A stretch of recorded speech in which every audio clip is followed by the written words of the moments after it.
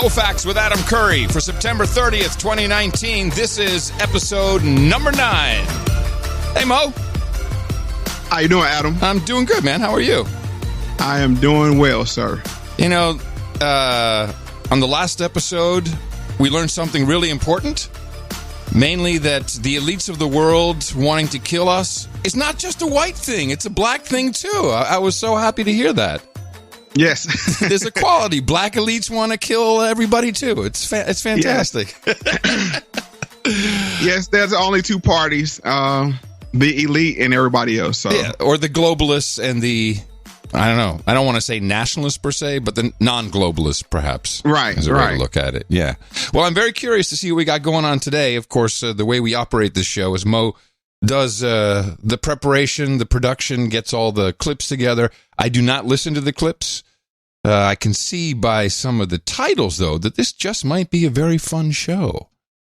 It's a show that I previously promised, and as me being me, I always try to keep good on my promises. So 2 episodes ago, when we were talking about Mr. Sean King, we had the colorism.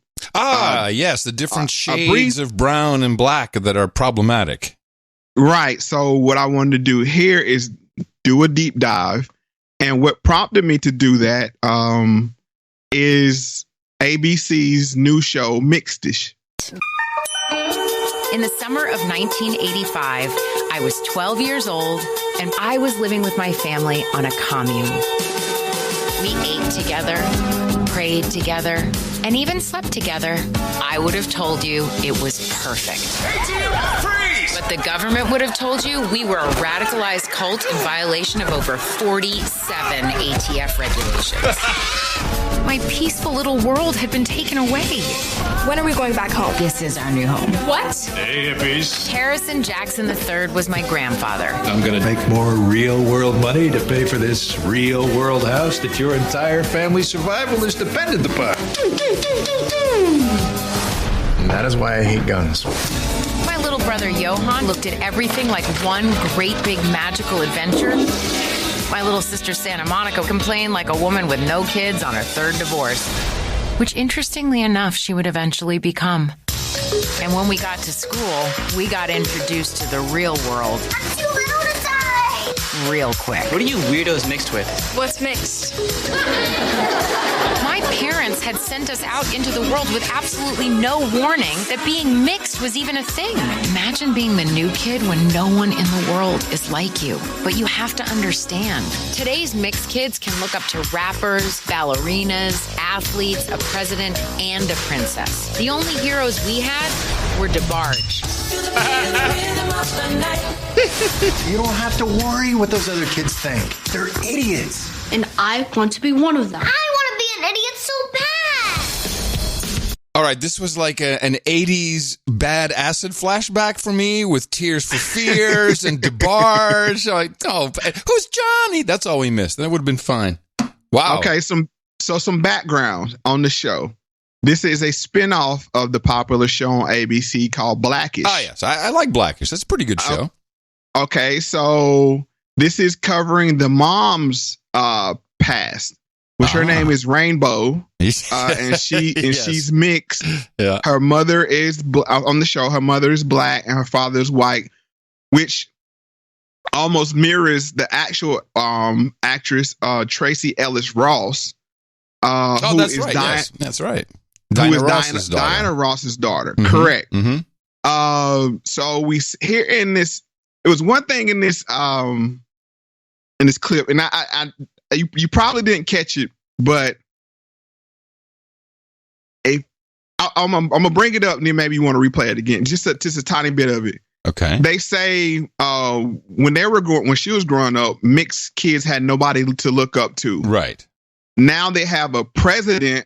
Yeah, I did hear that. We can look up to everything, including presidents. I did hear that. Right, yes. President, ballerina, and princess. So it's near the end, right, of that clip, I think. I think it's about maybe 3/4 in on the clip. Let me see. Real quick. What are you weirdos mixed with? What's mixed? My parents had sent us out into the world with absolutely no warning that being mixed was even a thing.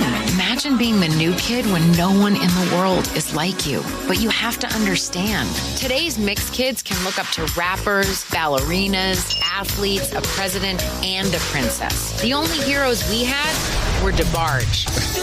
No, not again. I can't listen to the DeBarge. Right. Please don't do It's the rhythm of the night. Okay, so when they so this is an audio show, so we couldn't see who they flashed up there, but they flashed up when they said rapper Drake, president. Let me. Was President Trump? Did they put up Trump? No, it was Abraham Lincoln. No, no, it was President Obama. Okay. And then the princess was Meghan Markle. Meghan Markle. And who was the ballerina? What is her name? Misty. You got me. I know who it is. I don't remember her name, but yes. I don't want to say. Yeah. So mixed. Lots of mixed people. Right. So what struck me about this is now we're referring to these people openly as mixed instead of black. Black. Yeah. Gotcha. We didn't do this in 2008. No one called Obama mixed. Correct. No one called Meghan Markle the first mixed princess, or no, it was first black princess. Right. Mm-hmm. So this is why I was like, okay, this is perfect. It's a nudge. Perfect jumping off point to tackle this thing called colorism and the origin of colorism in the black community. Mo, can I just say something? I love you, man. Yes. This is so, I love it when you do this. This is great. Right into to what's going on in the world. Perfect. Let's do it. Right. So just some background on the show Blackish. I like the show, but to use woke language, it has some problematic moments on the show. Oh, yes, it does. Like the kid wanting to be a Republican was very problematic. Right. So the show is used as a tool of propaganda. We have to be honest. It's not just a television show. So much so they had The Talk episode sponsored by Procter & Gamble. Oh, yeah. Of course, this was we talked about that. Procter & Gamble promoting The Talk. Yes. So it was a whole episode surrounded, sponsored by Procter & Gamble and surrounded around The Talk. But I have some clips here just to give some background for the people that haven't seen the show of things I heard on the show that I found to be, just kind of cringeworthy. So let's get into clip number 2. Desperate times, Dre. He's gonna have to throw down the big domino on this one. White guilt. Like I do around here. Look at these guys. Charlie, I've never seen you use white guilt around here. So Popeye's Friday wasn't enough to convince you? Just suddenly went crazy. You ungrateful son of a bitch. And with that's his buddy at work, right? I love that guy. Yeah, so they have the guy at work. So it's two. Just some background, more background on the show. You have Trey. I think it's Dre Johnson or Trey Johnson. One of the two.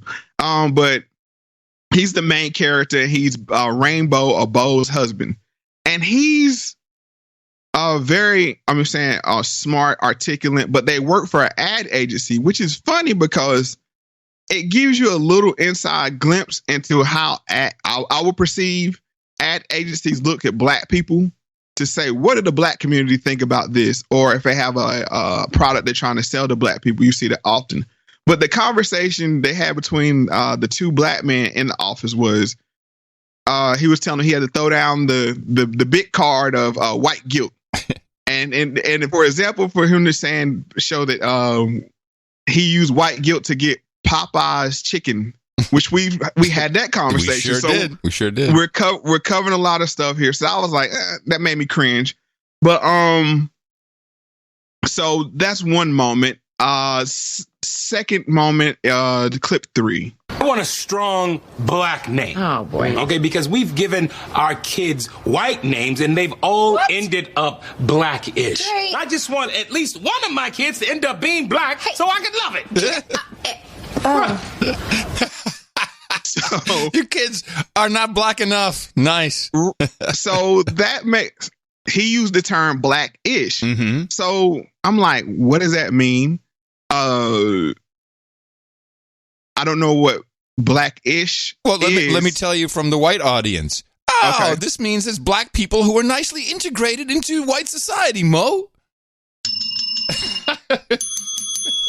Yes. Yeah. So It's a racist show, man. right, very very much so. But I'm not going to harp on that too much. But we can see leading up, from history of this show, what we can expect to come from the Mixed show. It's going to feed into more propaganda, but I've always understood all black people are black. And we never made this designation between mixed and black. I mean, if you're black, you're black. But before we get to there, because that's where we're headed with this whole show, not only do they push agendas that are race-based, they also push the agendas that are not race-based, one being for the pharmaceutical companies, vaccines. Didn't mean to offend anyone. I am thankful vaccines have eradicated so many deadly childhood diseases. Oh, look, we've got a show for Big Pharma here. Shill? In Jersey, we like to vaccinate our kids the natural way by swimming in a polluted lake. Do you even know what's in vaccines? Well, I am a doctor. So. All of us are trying to do what's right for our kids, but we can't let emotions make our medical decisions. Frustrated emoji. No, we should let a stay-at-home doctor make our decisions for us. Crying, laughing emoji. Really? Vaccines work. They work so well that idiots haven't seen the ravages of polio firsthand, so they start spreading lies. Snorting emoji. Ha ha ha. How much are they paying you to poison our kids, Dr. Death? Needle emoji. Bitch, I will drive to New Jersey to fight you, and your ugly kids can watch. Mom. Hi. Nice Twitter dialogue. Right. Love it. So Very you can nice. see that the show is shilling for Big Pharma, coming after the vaxxers. And that's just some background on the show to show you that. Let me ask you a question. So first of all, Right. Rainbow, the mom in the show, is a doctor. Yes. Is there a wariness amongst black people about vaccination specifically, or Big Pharma in general? There's a wariness about doctors, period, in the black community. But it's like either you're on one side or the other strongly. One side doesn't trust doctors. Yeah. for situations like the Tuskegee project. Yeah, there's a couple of historical reasons for that. Yeah. Right. So then you're like, man, and then it's like a lot of times doctors are on some bull crap. Other half looks at doctors as almost like Jesus' right-hand man. Right. Okay, so that's kind of they- the same. And they live in doctors. I mean, what I'm saying, doctors are highly exalted. Uh-huh. So you don't really have a middle. You don't really have a middle on doctors or the medical industry. Interesting. Okay.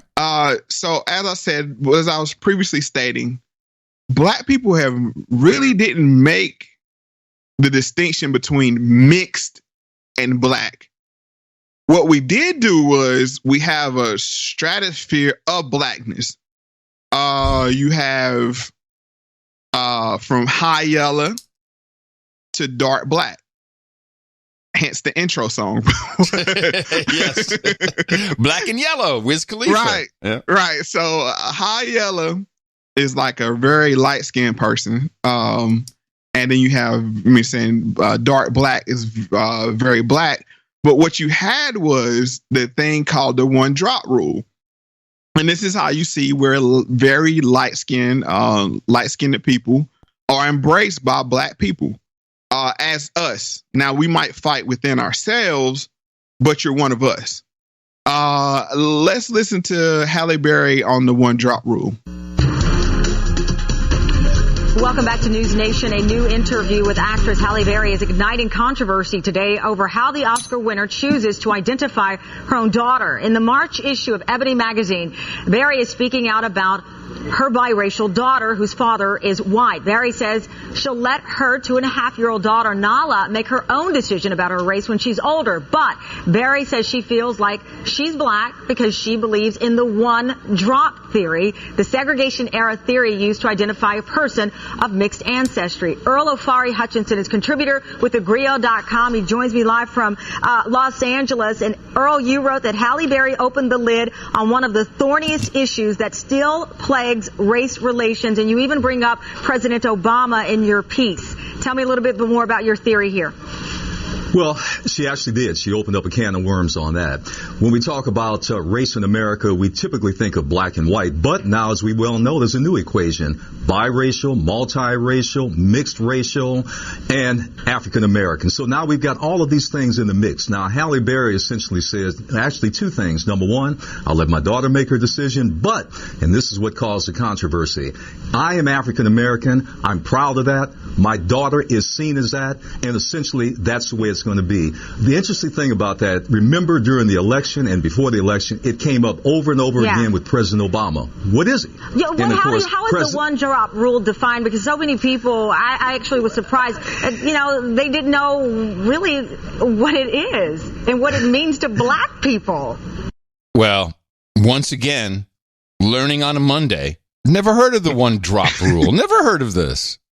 All right, so the one drop rule, we're going to get some background on it. So basically, if you're any part black, you're black.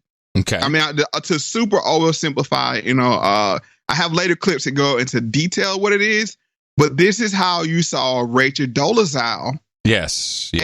Sean King be embraced by, black people. Because it's like, if you have any part black in you, you're black. You qualify. There's no mix. You might say, "Oh, yeah, she's mixed," but you don't refer to that person as mixed. They're black. Mm-hmm. Halle Berry, for example, we've always looked at her. She's the first black actress to win an Oscar in a leading role. President Obama, he's the first black president. Like I said before, Meghan Markle is the first black princess in modern times. So we never made that distinction. But let's get into the second clip, Halle Berry. Well, when we look at race, we know one thing. There's no genealogical or biological basis for race. As you know, everybody is mixed with somebody else. However, it becomes a political designation. So are you black? Are you mixed race? Now politics has come in and how society perceives and labels individuals. In this case, it happens to be African American. I just think Halle Berry is just reflecting a reality. But the reality this one-drop rule was the law of the land in the early to mid 20th century, which you point out. Yes. As a matter of fact, actually, it was encoded in law in Virginia in 1924 and many other states. And essentially, a one-drop rule says if you have one drop, quote unquote, whatever that is, you're African American or black. Well, as we well know, that was 60, 70, 80 years ago. Much has changed since then. But then again, maybe much hasn't changed because Halle Berry is suggesting many of the old rules still apply. Well, you point out this, in your words, this is a sad reminder that race still does matter and matters a lot to many Americans, no matter what they or others call themselves. A very interesting article you've written on the Griot. We greatly appreciate you joining me. And you can actually read Earl's entire report on this one drop rule debate right now on thegrio.com. Thanks, Earl. All right. I didn't know it was encoded in law either. This is nuts. Yeah. So the reason why that was, what you had was, you see in other countries, you have black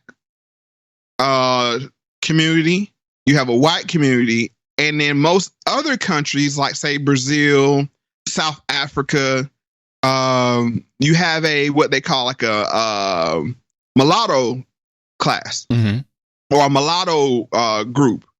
In America, they wanted a clear distinction between black and white.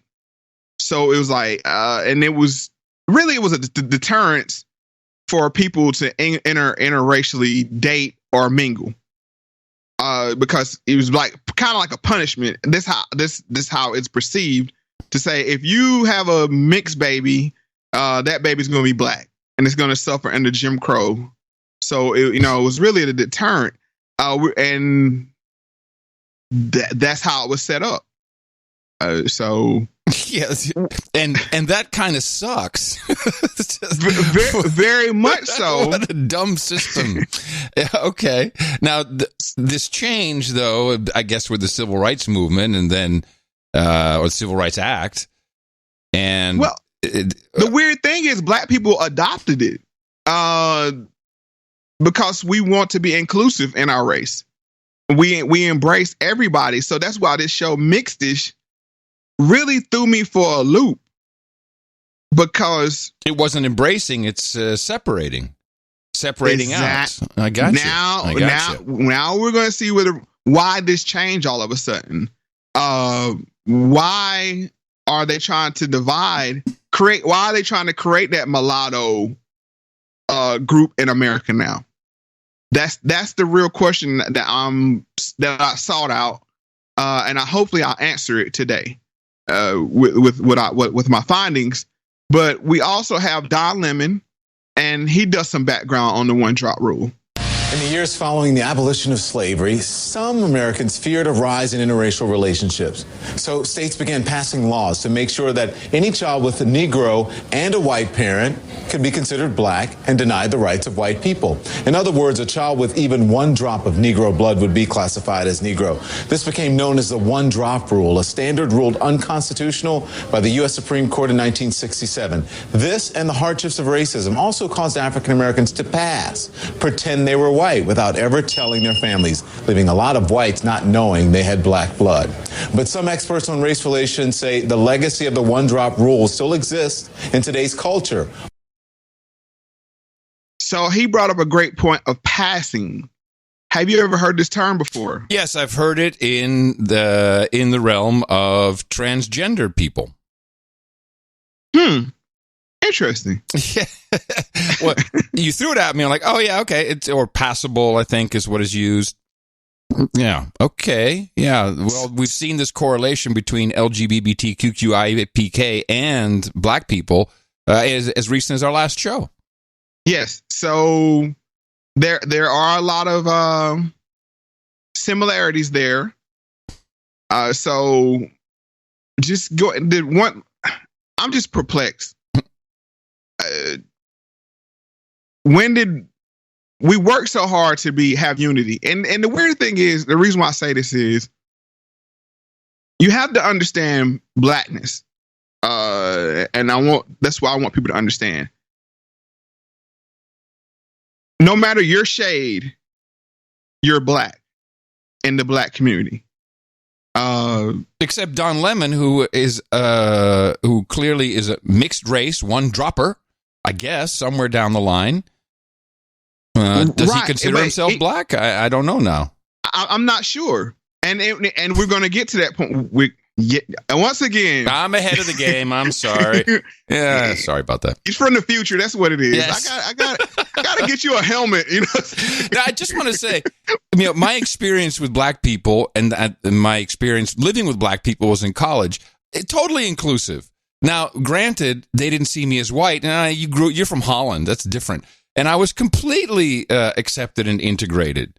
So I witnessed nothing but inclusiveness myself. So I can vouch for that based on my own history. And that's what we do. That's what we do. And like I said before, that's why Rachel Dolezal and Sean King were allowed to be brought in, because if you say you're black, I guess it's something you really wouldn't lie about if you wasn't. Yeah. By the way, I never claimed I was black. That I think it was clear. Right. I'm just saying, but that'd be like the last thing you would lie about in a black person's mind. It's like, why would you want this burden? Yeah. You know what I mean? Well, so we're believing of people. I mean, perceived burden. So we're very believing of people. But let's get into the Don Lemon 2 clip.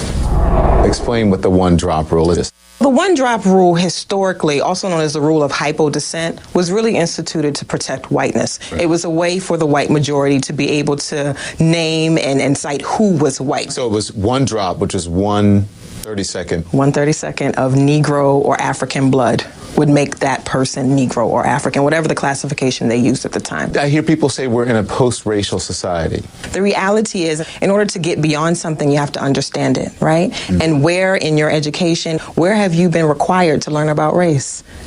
They don't teach it. No. It is the foundation of this country. We have to talk about race. We have to talk about racial difference. It is just a flat-out lie for us to believe that we've moved beyond race. And who was this? This was this Dr. Yaba, whatever. Yeah, it's Dr. Yaba Blay. Mm-hmm. She has a one drop foundation where she's studying the one drop rule. And if you heard what she said, the one drop rule scientifically was if you're 1/32nd black. So let's take Meghan Markle for instance. She's half black.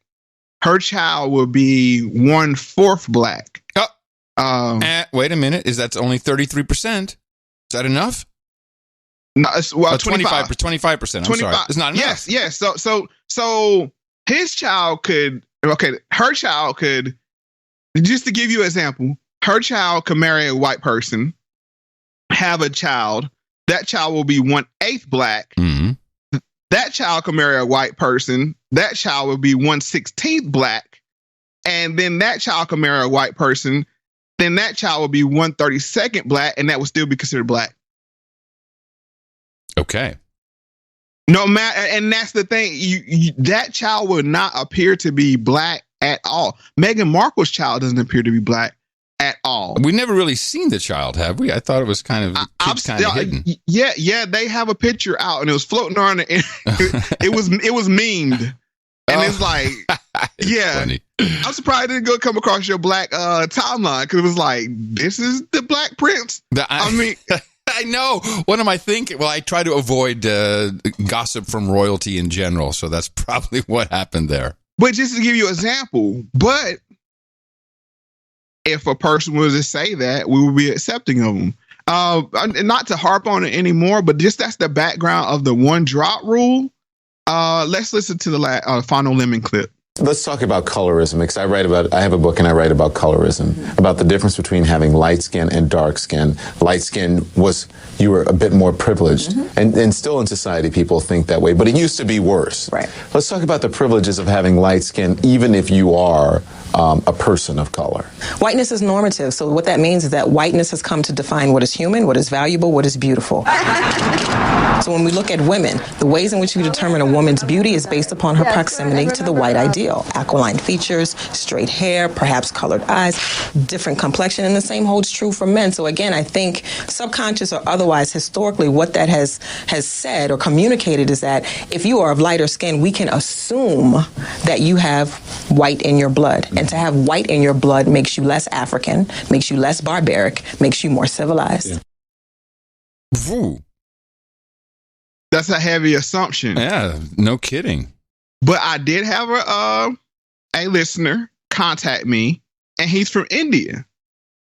And to keep his name, anonymous. He said all the things we stated 2 shows ago about colorism hold true in India. Oh, but there it's real classist, I would presume. Yes, it's very classist. I think, if I'm not for certain, the caste system is somewhat based off of color. Yep. So we were going back and forth on Twitter, in DMs, and I asked him. I said, I've noticed, just to kind of a little sidebar here, because I want to make sure this is not a black only issue. This is a light versus dark issue, and we're going to get into the multiracial, interracial stuff soon. But we have to understand, from my perspective, the background of all this. So I asked him. I said, "Hey, I noticed none of the guys I work with from India, wives are darker than them." He said, "Oh yeah." Huh. He said that's a true observation. So it's this weird thing, or I don't know if it's conscious or subconscious, but do we liken beauty to fairer skin? I don't have an answer for that. I can speak personally. I am a darker skin. And the weird thing was, when I was attempting to date, especially in high school, because I met my wife very early, but in high school, none of the dark skinned girls were interested in me.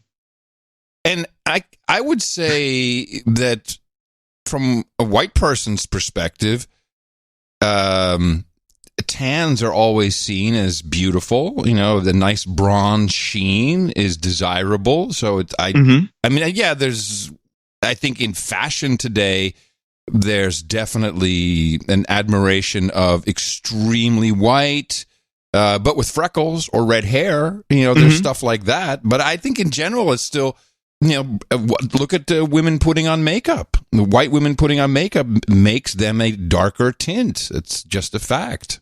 And it's the complete opposite for black women. We're all moving towards the brown, the mixed-ish. Yes. What are we doing? We're all going to be one indistinguishable peoples. All right, end the show. I'm sorry. I slept 6 hours. It's like it's long for me. I'll shut up now. All right, keep going, Mo. No. It's funny that, man, you always pick up where I'm going here. But it's very true. We're working our way towards the middle. And we've already heard the term tall, dark, and handsome. Yes. So colorism in the aspect of beauty has been around forever. Is not a factor as for black men as big a factor for black men as it is for black women. Okay. I think black women are harder hit by colorism.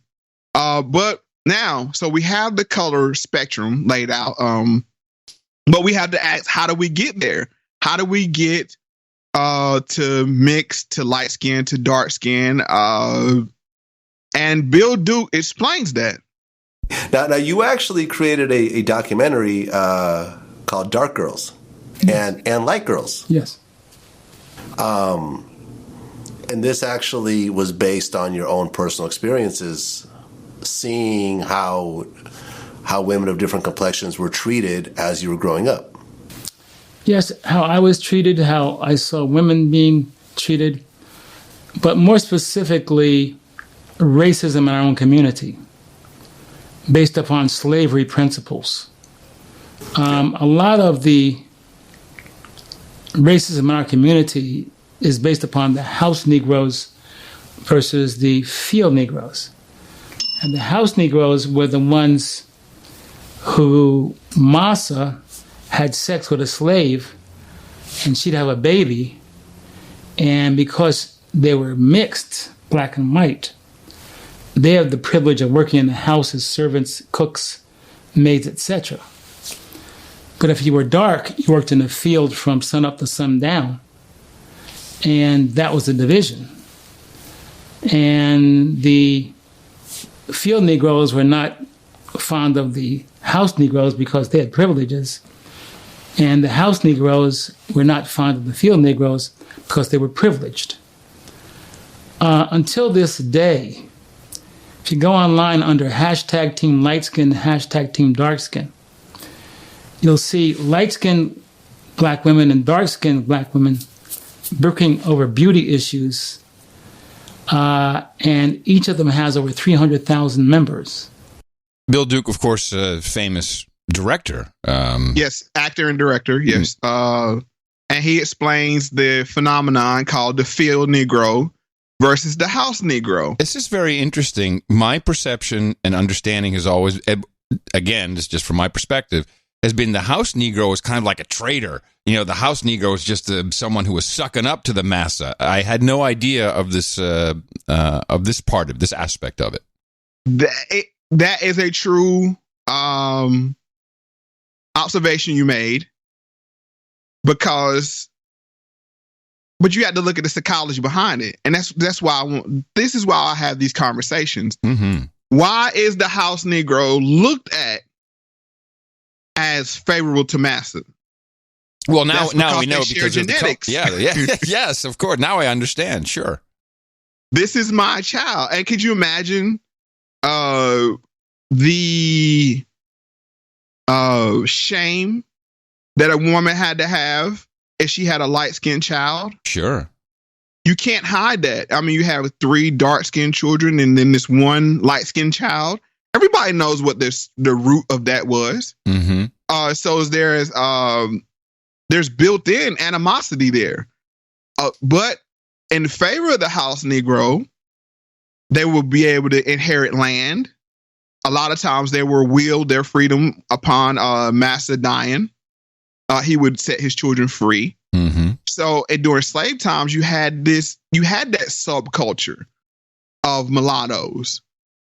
But that's why they instilled the 1 drop rule. Got it.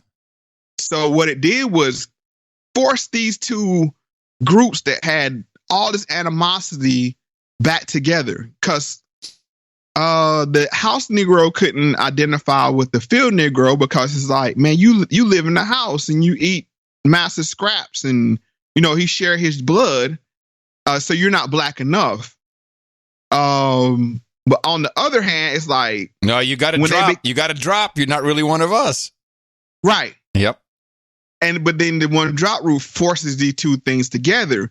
And the house Negroes were typically the founding members of what would be considered the boule because of that privilege.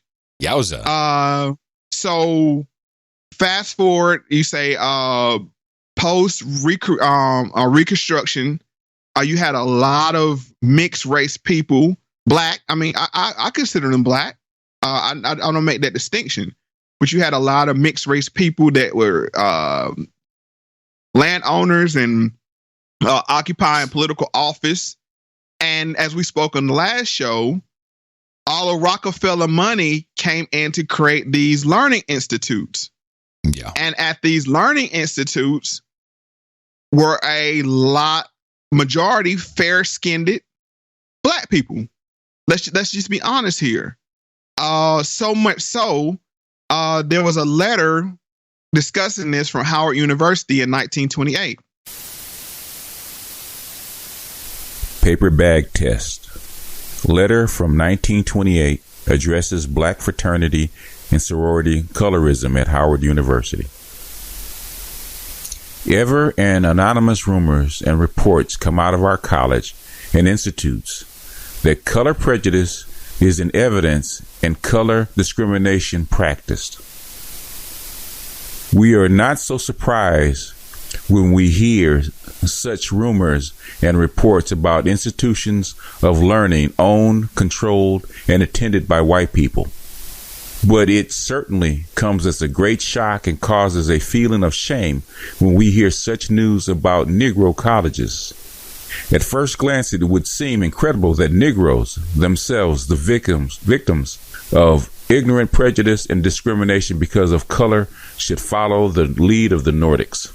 And yet a sophomore at Howard University, our proudest institution of learning, makes such a charge against the Negro fraternities and sororities there.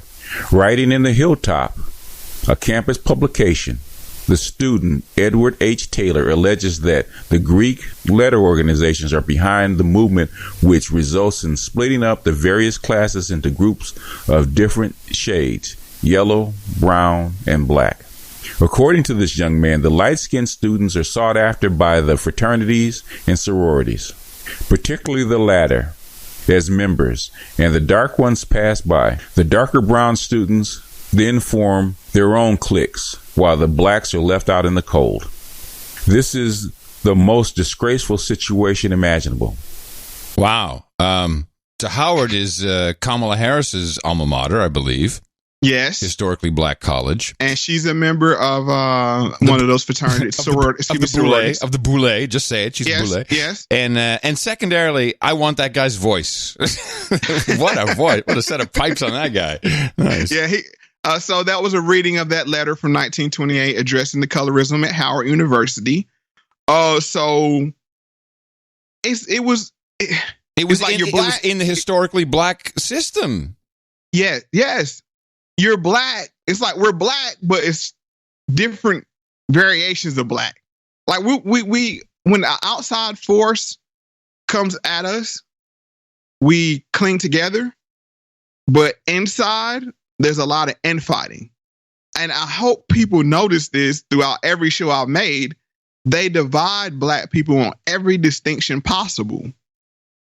Yeah, and just as a parallel, this is the same with the LGBTQ community, which is not a community. I've always said, I grew up in Amsterdam around a lot of this. There's no community. It's actually unfairly and I would say insultingly lumping everybody together. But the weird thing about colorism, just background, I have 2 brown-skinned children. I have 2 lighter-skinned children. Now, you mentioned this before. How does this happen?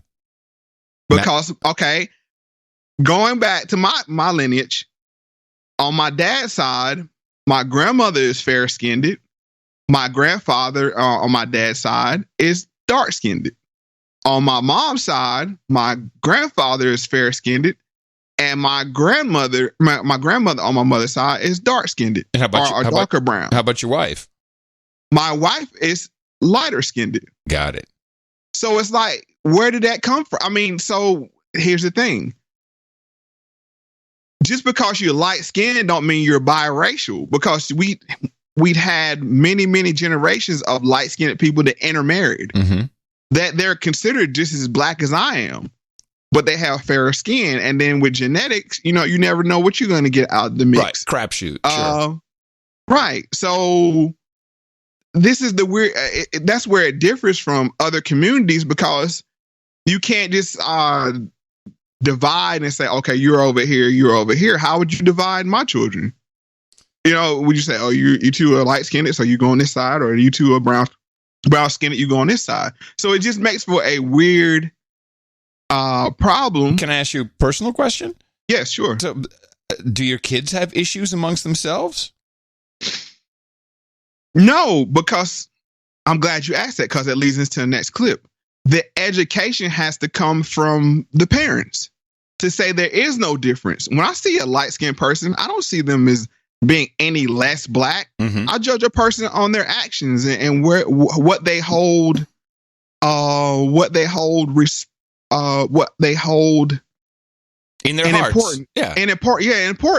I hate to keep going back to these people, but that's why you can have people like Sean King and Rachel Dolezal to come in, because if you judge them on that standard, like, hey, they're members of the NAACP.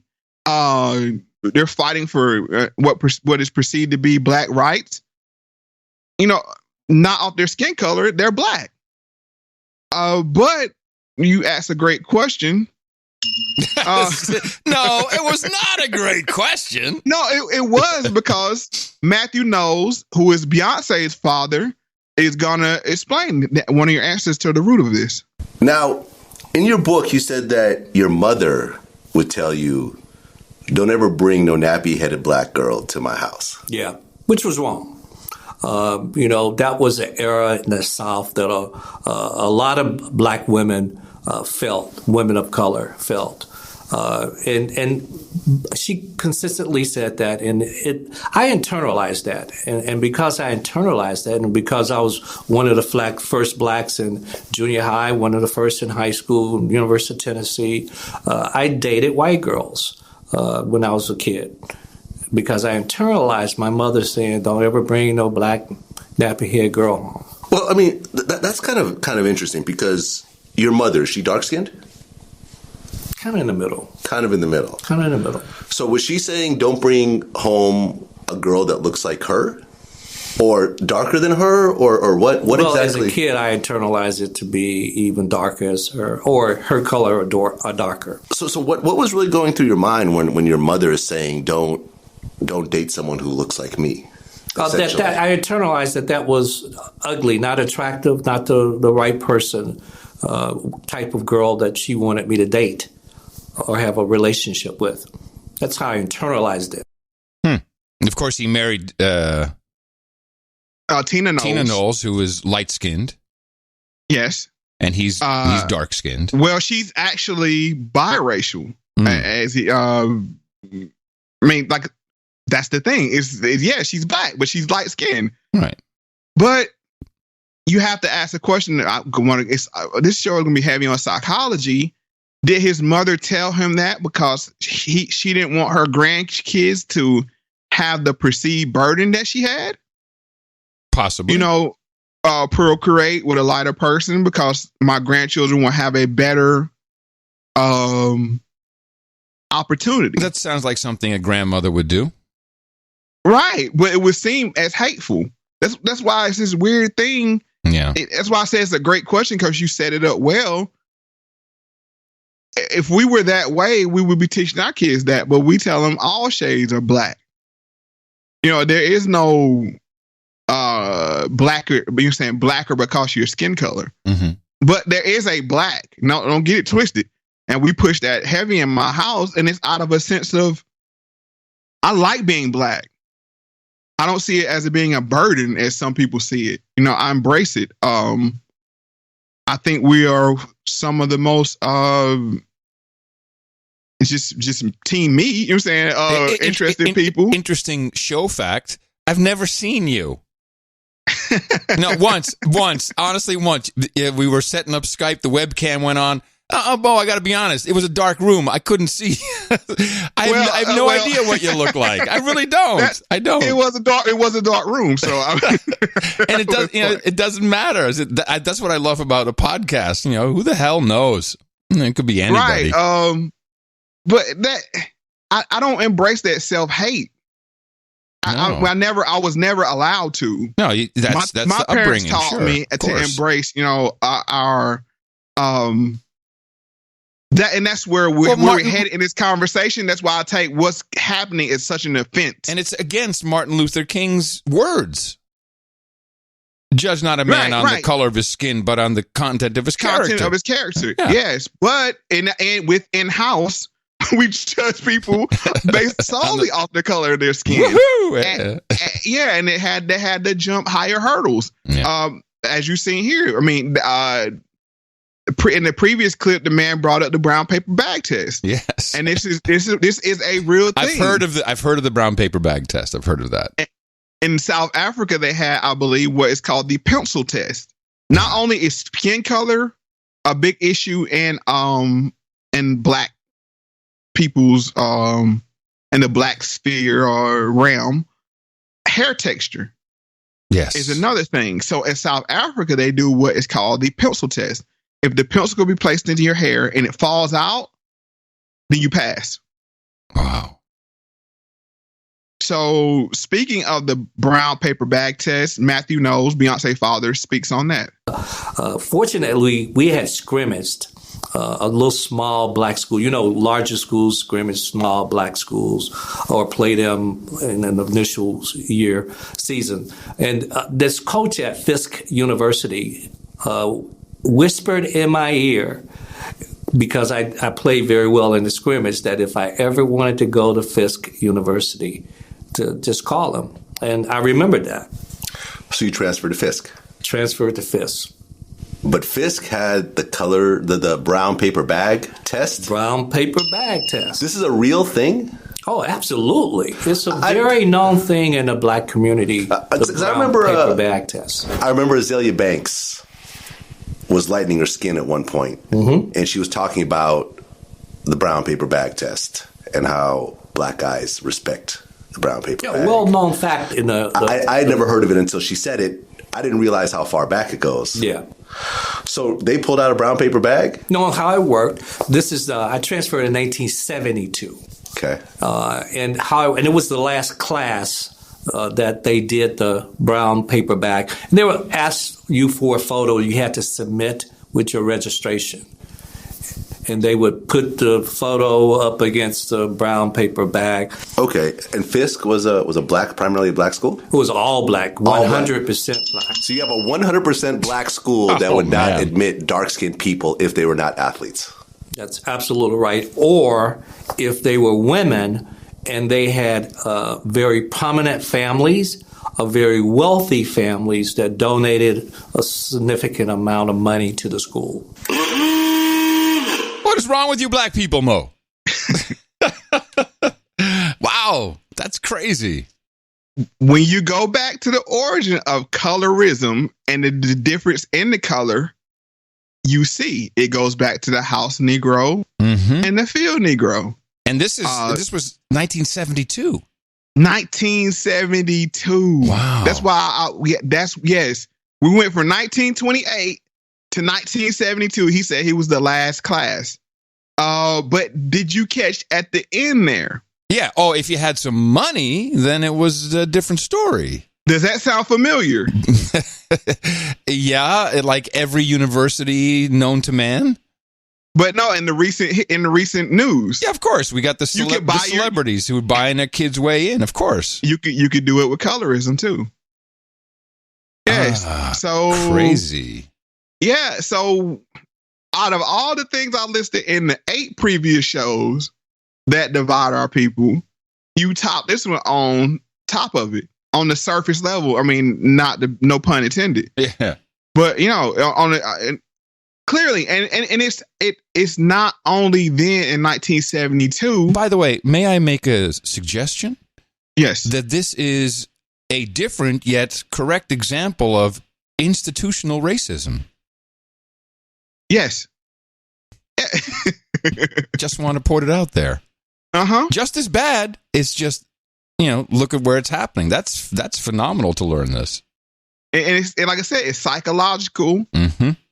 Because when you see, you're going to hear how the effects of it, even to this day, like Bill Duke said in the previous clip, he said you can go on now online and look up Team Light Skin, hashtag Team Light Skin, or Team Dark Skin. I challenge the people, our listeners, to do that, just so you can see aspect. And it's very hateful.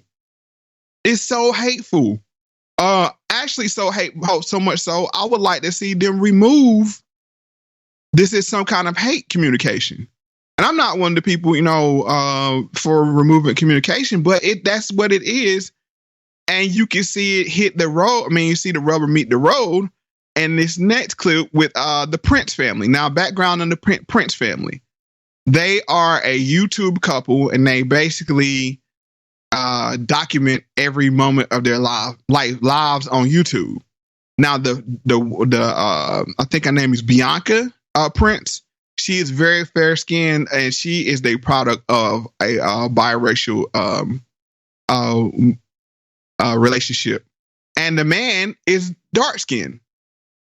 But let's listen to her and accusations against her about being a colorist. Usually start off brown eyes, for sure. The Prince family's video about the birth of their daughter was supposed to be a beautiful family moment. But after they posted it to YouTube, some commenters complained about how Mama was talking to her new baby. Because I had blue eyes when I was born. Sorry. I thought you would have pretty eyes. Light blue eyes. She do got pretty eyes. Baby Nova Grace Prince was born last month. She's the third child of Bianca and Damian Prince. More than 3 million people subscribe to their YouTube channel to experience all of the family's intimate moments. But some people who watched the video took issue with what they called Bianca's complaints about her daughter's eyes, as well as the parents' comments about her skin color. So Bianca just giving birth to the child. I mean, this is not operating room, but delivery room footage. You should have seen the disdain on her face because the baby didn't have blue eyes. She said, I wanted her to have pretty eyes. She doesn't have pretty eyes. Now imagine being born to a mother like that. I'm talking about straight out, pushed out. And the baby, you hand the baby to the mother, and she's like, this is one time I wish this show was video because it made me mad. And I don't really get triggered by anything. Yeah, pretty much. But just you're a child. This is supposed to be the most joyous, because you worry, birth defects, those kind of things. You take that sigh of relief. I went through it 4 times, and it's like, like everything's okay. 10 fingers, 10 toes. Everything's exactly. Okay. Kids breathing. Got a head. Yeah, we got a head. Yeah, it's good. It's good. And of course, you always, your child is always the most beautiful thing in the world. It was supposed to be. Always. But her, you should it was disgusting. The look on her face, and the dad's kind of like, I know he's recording. I think he has that mental, mental awareness. Like, we're taping here. You know, I mean, do you understand how you? He's like, yeah, the baby has pretty eyes. I mean, even because this is basically a reality show on YouTube. Even if it's done I've done reality shows. I had my own reality show. I know how they work. I mean, people say all kinds of stuff that may not be what they exactly believe. Just like in real life, people make up crap all the time. Regardless, it's still incredibly weird for her to do that. And while the clip was playing, I did indeed look up team light-skinned, team dark-skinned. It's quite a thing. Yes. It's quite and a it's thing. more leaning towards females. Yeah. Oh, no, it's all, I see 95% female. Although team dark-skinned seems to be a lot more male than female, or more male than on team light-skinned. Interestingly. Yes. So I have a second clip of the Prince family. If you would like to play that one. Oh, look at them. They look so cute, you guys. Yeah, she's definitely going to be, she's going to get darker. Yeah, you can see. Around her nails. Yep. Look at her ear. You see it? Oh, her ear is dark. Some commenters say the princes seemed disappointed in their new baby's appearance and even went so far as to accuse them of colorism, which means to discriminate based on the color of skin. A lot of people was judging us off a 30-second clip that was posted on these other platforms. Bianca and Damien posted a response video clarifying their comments. When I said, I wish you had pretty eyes, I didn't literally mean she doesn't have pretty eyes. You know what I'm saying? I didn't mean, oh my gosh, my daughter has ugly eyes. When I say pretty eyes, I meant the term of green eyes. Because, Dating, have you ever got a compliment about your eyes? No. If I was a colorist, I wouldn't even like black people at all. You have a choice, right? I have a choice. Did I force you to get with me? No. Have kids with me? No. Okay. So it's like, I not once said my daughter was ugly. They went on to insist they are loving parents to all of their children. Despite the controversy, the princes say they're not taking the video down, which for them will always be about one of the best days of their lives. Okay. So, as I said before, the husband in this situation, or the father in this situation, is dark brown skin. And she made the point, she said, if I didn't like dark skinned people, I wouldn't be with my husband. Yeah. But this is where we go. Black men don't struggle with colorism as the way females do. I would like to see, if this child was male, I would assume, it's just my assumption, her reaction would have been different, because it's a little bit more acceptable, or way more acceptable, that dark males are attractive. Because I mean, I go back to the statement: tall, dark, and handsome. Tall, dark, and handsome. Well, I think the fashion industry has a big role in this. Not just fashion, but fashion media. What is considered beautiful we're seeing it change before our very eyes, by the way. Curvier, bigger women are now considered beautiful. I'm not saying they're not, but we came a long way since the Twiggy days. If anyone, I know it's showing my age here. But just go back to the models on the runway in the 80s who had the heroin chic, completely falling down, I'm so skinny look. And if you go back in history, we have Rubenesque women who are very similar to what is considered beautiful, fashionably beautiful today. So I always feel bad for women in general, the way the culture treats them based upon how they look or how they can make themselves look. And that's the power of advertisement. Oh, yeah. Working in a negative way, as it does frequently. Yes. But they paint the picture. But we see this, and I'm not going to go too far on this tangent, but we see this with men. Short men. Yeah. Tall, dark, and handsome. Short don't count. Yeah, that's right. Right. So nobody wants a short son. I mean, nobody. Poor Kevin Hart, man. Kevin Hart got a real bum deal, didn't he? Yeah. He's short and really black. Oh, gosh. Yeah, but it works for him. Of course it does. Of course. What I'm saying is, he has a character that he plays called Chocolate Drop, which is weird. But yeah, I mean, so like I said, we don't struggle. Black men don't struggle with this as much as women do. And these things, as Matthew Knowles stated, as we've seen with the Prince family, they have real world implications where it has a real effect on particularly women's psyche. So Ivania Van Zant, she's on the OWN network, and she was brought up by Oprah. She had this talk about colorism. Let's hear Colorism Dark. Talk about, as a coffee girl, what you've experienced personally in the world and from your lighter skinned sisters. I always felt some type of inferiority. I did. I didn't feel like I was good enough. I just didn't feel like I added up. And especially growing up in the South, you know, the boys would always like the light-skinned girl with the good hair. And so I didn't feel like I had enough to get the cute guy. And until I believed that I was just that dope, because I just know I am now, it festered in me for quite some time. And how did it come out? It came out in a lack of self-esteem, probably more so than not. Just feeling inadequate, really feeling inadequate.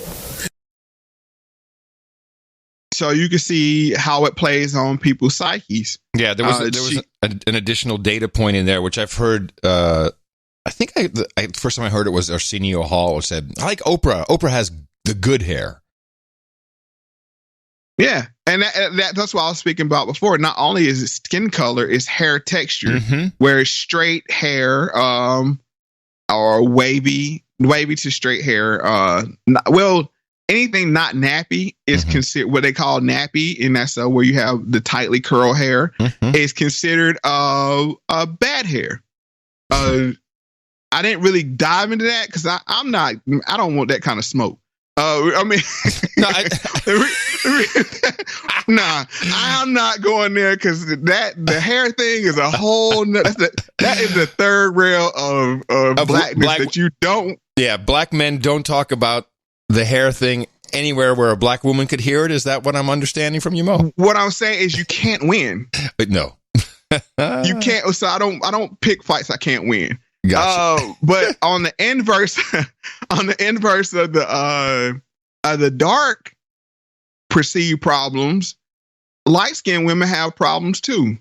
What's been your experience? I was always told, you're the milkman's baby, or, you can't be my friend, because the guys are going to like you more than me. And so, you can't be my friend. So I felt like an outcast, and I would get in fights literally with brown-skinned girls that I never even knew their names. Wow.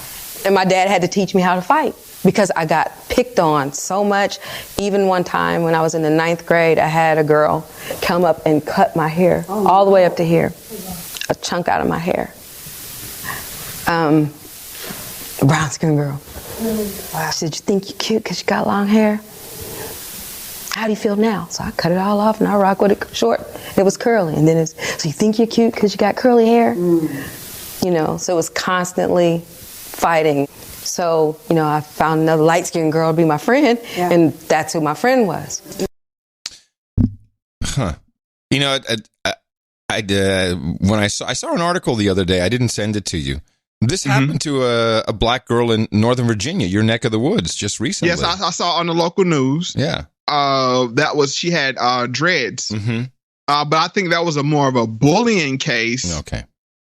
More than self-inflict. What I mean by inflicted by another black person. Okay, gotcha. But what I want to say here is you can see the pitting of these two people against each other. Sure. It's a push and a pull.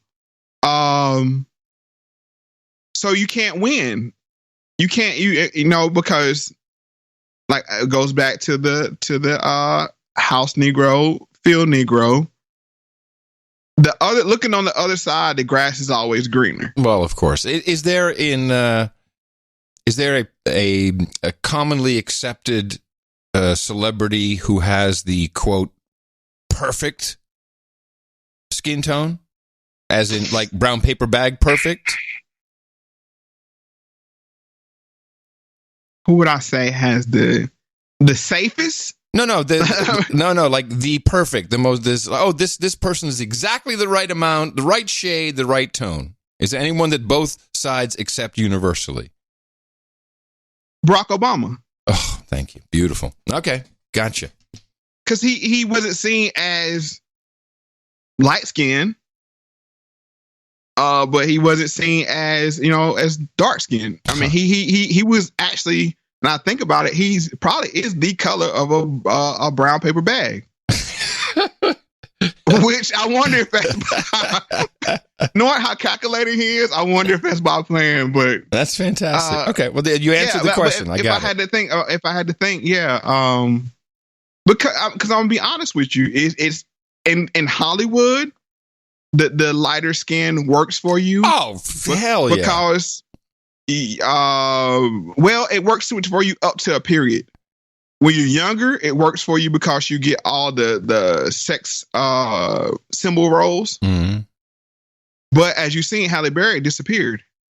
Yeah, well, so did Wesley Snipes.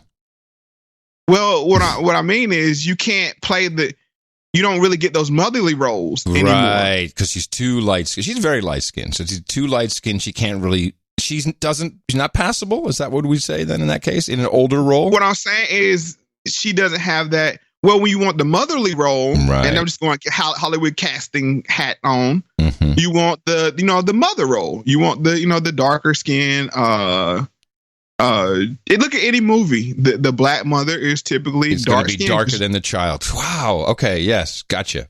Right. So in the previous clips, we heard a term called passing. Mm-hmm. And you even mentioned that you heard this in the trans community. Sure. So passing is when you're probably at the 1/8 to 1/16, maybe even 1/4. As I said before, Meghan Markle child is probably gonna look pretty much white. Mm-hmm. And if you didn't know his mother, he could pass. He could work his way into white society. So Oprah covered this on the pressures of passing. And certainly the whole passing thing, that's a whole nother subject, the passing thing. But the thing about passing, for those who did pass, and Lita was saying this for her family, once you pass, the decision to pass means you giving up your whole entire family, that you can never go back. Because you all understand that, right? Because if you're passing, you just can't have your black mother show up. Wow. You just cannot explain 4 black women in your kitchen all of a sudden. That's old Oprah, because I can tell she has it must have been a long time ago, that clip. Yeah, that was an older show. And the case in point of passing is Miss Meghan Markle. Mm-hmm. If you didn't know, and I covered this on a previous YouTube video, but if you didn't know her background, you wouldn't know she was part black. No, the Brits still haven't figured it out. If they actually knew, they'd be up in arms, Mo. Oh, well, now you're going to... I think that is propaganda. And it's pushed for the thesis statement of this show once I get there, that she is one... All right, you took me here. One, Harry is not a royal by blood. So they don't really give a rat's ass what he does. Right. We know he was the Stable Boys kid. Right. Yeah, he's the redheaded stepchild. Yeah, literally. Hello. It's obvious. Yeah. Yeah. So I think they said, what can we use him good for? Well, they could use him. He can't be on the throne. What can we do with this mongrel? Oh, yes. We could use him for propaganda because England is darkening by the minute. So they're using him to push that agenda. And if people want further detail, go to shameless plug, go to Moe Factz, MoeFactz.com or Moe Factz YouTube. Yeah, you did a YouTube. Yeah, you did a YouTube video on that. Sure. Yeah. So, and to show that they played her black side up, that's why her father wasn't allowed to be at the wedding. Oh, we can't have. That's like Oprah saying you can't have your really black mother show up. Yeah, you can't have the white guy walking the black princess down the aisle. That's bad for optics. Yeah. So I think and you know what? I watched the show Suits that she was on. I was like, she's racially ambiguous. I was like, is she Latina? Is she, I couldn't really put my finger on it. I knew she wasn't completely white, but I couldn't, but then I was like, oh, okay. But in the show, they pushed the agenda. Her father was black in the show. So got it. But I didn't know what she had going on with her. So Oprah continues on passing with Oprah 2.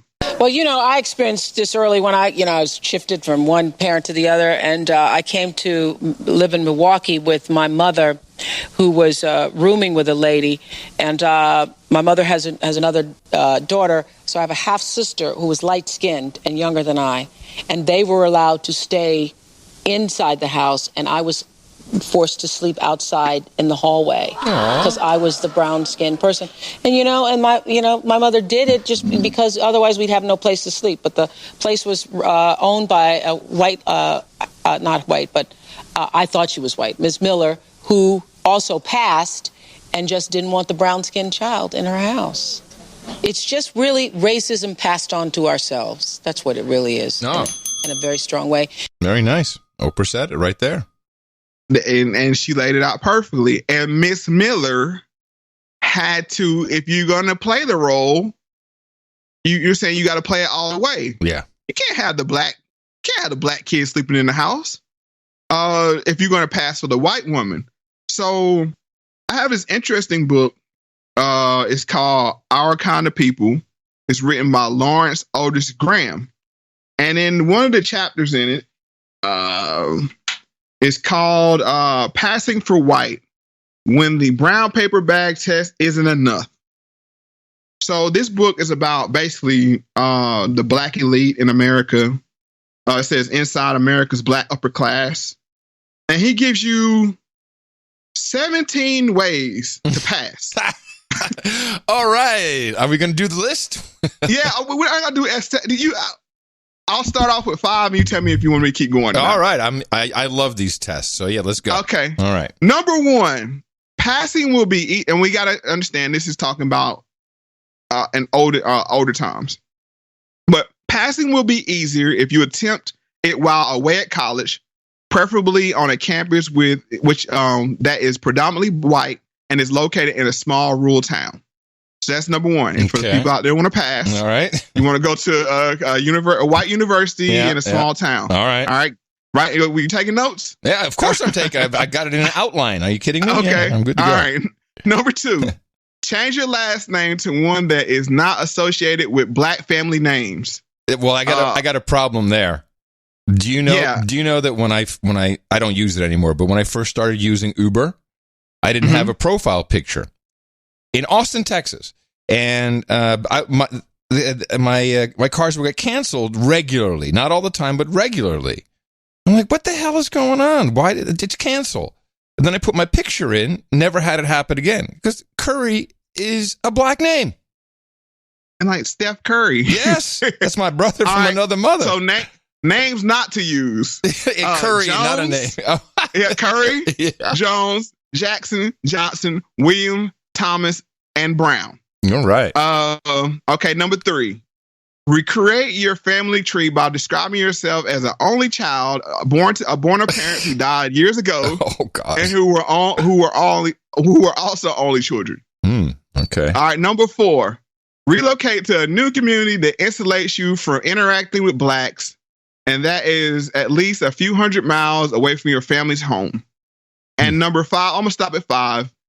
Number 5 is think of some manner in which to kill yourself off in the minds of black people who know you and your family.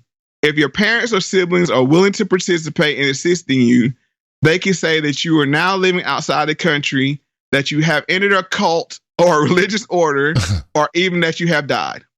Well, this is very sad advice. Obviously, this is sad. So if that's for the people out there who would like to pass, And if you want to find the other 12, go read Our Kind of People by Lawrence Otis Graham. But I do have some background clip just to give you a mental perspective of Mr.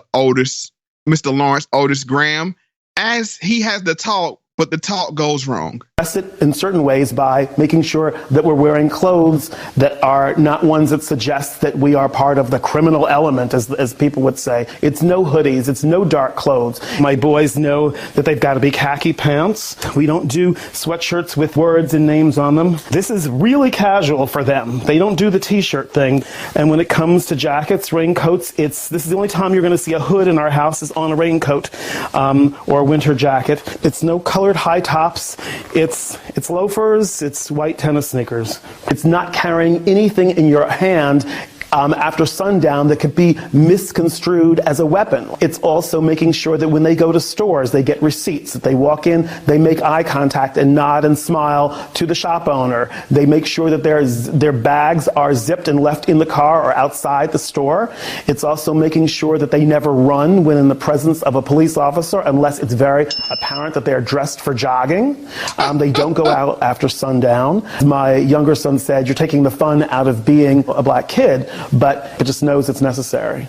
And once again, it's not because we're trying to make them white. It's just the whole issue of we don't want them to be profiled.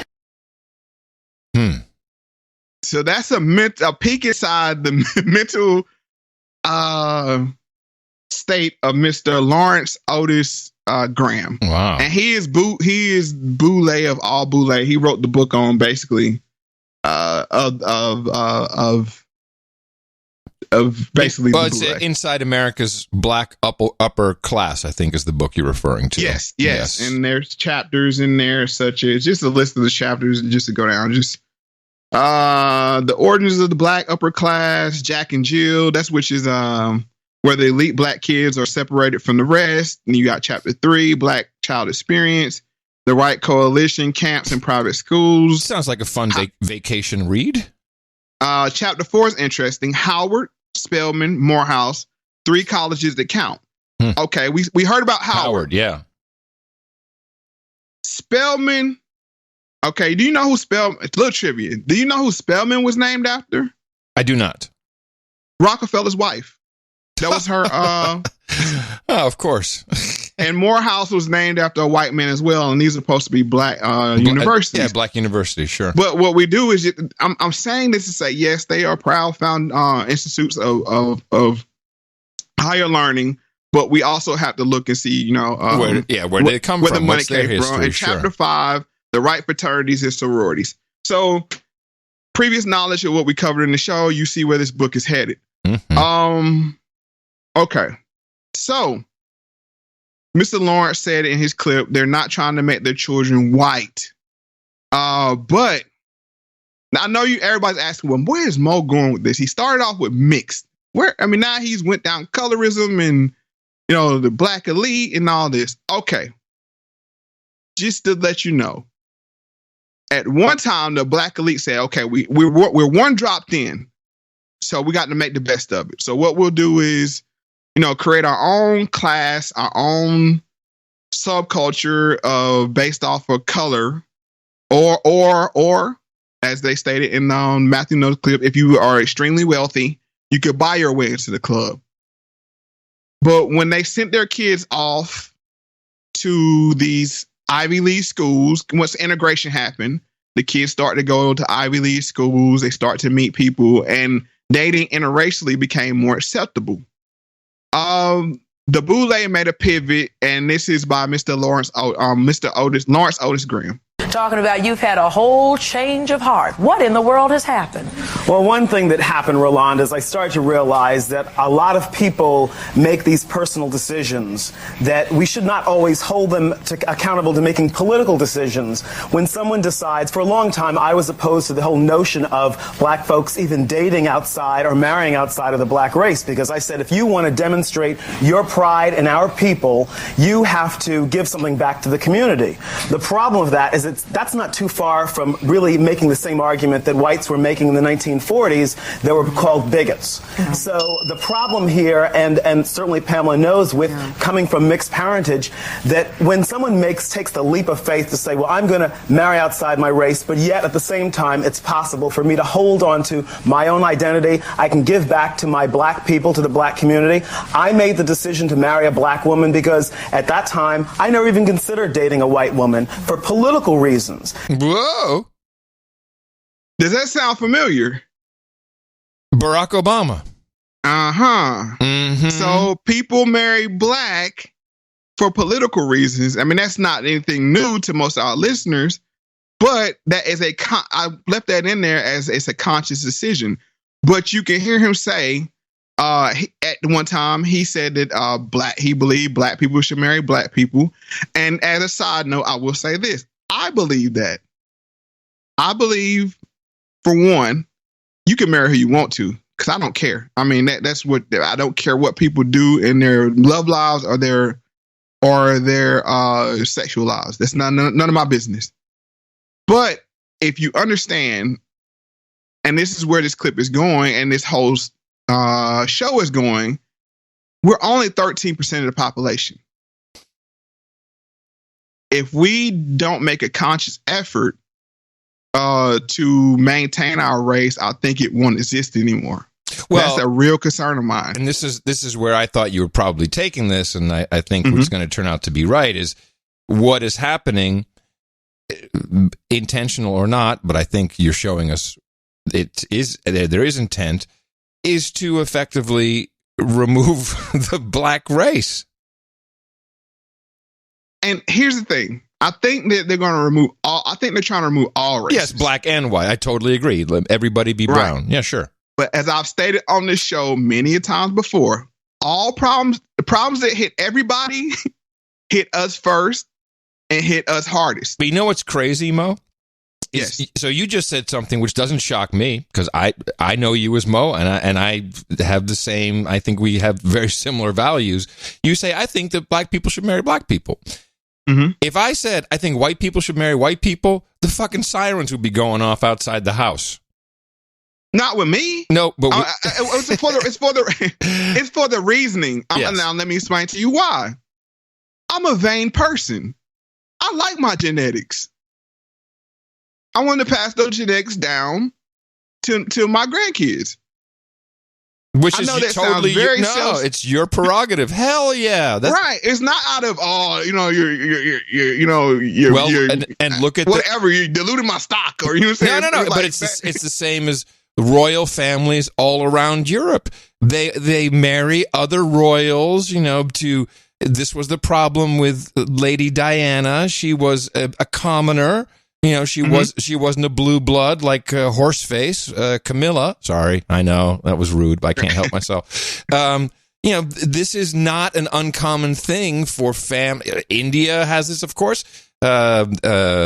Pakistan, very oriented towards continuing a bloodline or having the right families congregate together. So it's not an abnormal thing at all. And like I said,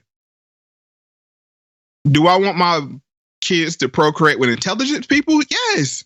Do I want my kids to, preferably, let's just be vain here, taller people? Yes. Okay, but one other thing, just what I'm talking about, because I love the parallels. I'm just giving you my perspective. In the United States, for sure, if you say, I'm a white man or I'm a straight man or what, I don't date trans women, you're automatically a transphobe. I think I caught something here, didn't I? Yes. All right, I'll back up. Continue. Okay. So now we're moving forward, and we see that the Boule made a pivot to be accepting, because the Boule basically outlined where black people are headed. And they were, pro-blacks, dating within the race, and as you can see in their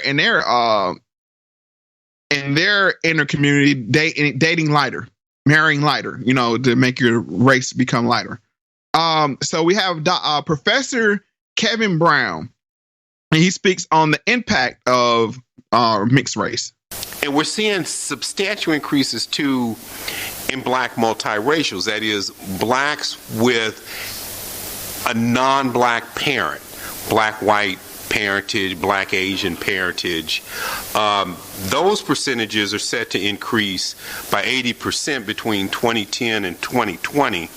We're now seeing substantial interracial marriage among the black/African American population in the United States. So you can see here in 1970, of all blacks who were married, only 1.1% were married outside of the race. That increases to 2.4% in 1980, 4.1% in 1990, 7% in 2000. In 2010, it increases to 9%. But let me add, this is of all blacks who are married. So younger people, the ones in the prime childbearing ages, are even much more likely to marry across the race. In 2012, for example, 1 in 4 black males that married, 25%, married outside of the race. For black women, it was about 9.3%. And we continue to see that black males are 2 to 3 times more likely to marry outside of the race. If these current trends continue, within a generation or two, a majority of the black population in the United States will actually be mixed race. And because they're mixed race, they will more and more assert an identity that's different from that of African Americans. So, with his math, we're basically doubling interracial, the interracial population or interracial marriage, like basically double every decade. Yep. Roughly, or what he said. Yeah, it won't take very long, is what he's saying. Yeah. And that's scary from my perspective. Uh-huh. On my desk, I have pictures of my grandparents. I'm very proud of my lineage that we survived. And it's a real possibility that my culture, it's not about skin color. And that's why I laid it out about colorism. It's not about skin color. It's about culture. It's going to be erased. And that's why I have a real problem with this show of a sub-segment of our culture is pulling away. Well, and when you say culture, what exactly do you mean by that in this context? So, first of all, black is not a race. I mean, because it's not. ADOS is what I'm talking about, my culture. Mm-hmm. The Black American experience. All that it encompasses. I feel like they're trying to go away from that. And I don't want that to happen. I'm being serious as a heart attack right now. I don't want to see that happen. We've seen this with Native Americans. And it's a real fear of mine. I look at Native Americans and like, you basically, it happened to them. But okay, so do you? The question is, because this is coming from inside black families themselves. Now, of course, there's tons of influence from the outside making this happen, but it's something that's historically, as we can see, because of external factors, is happening internally. You know, so the grandmother says, you know, don't marry. Like go ahead. It's a family thing. Yeah. You might fight with your sister or your brother, right? Mm-hmm. But if somebody mess with them, you the Currys. Right. Yes, of course.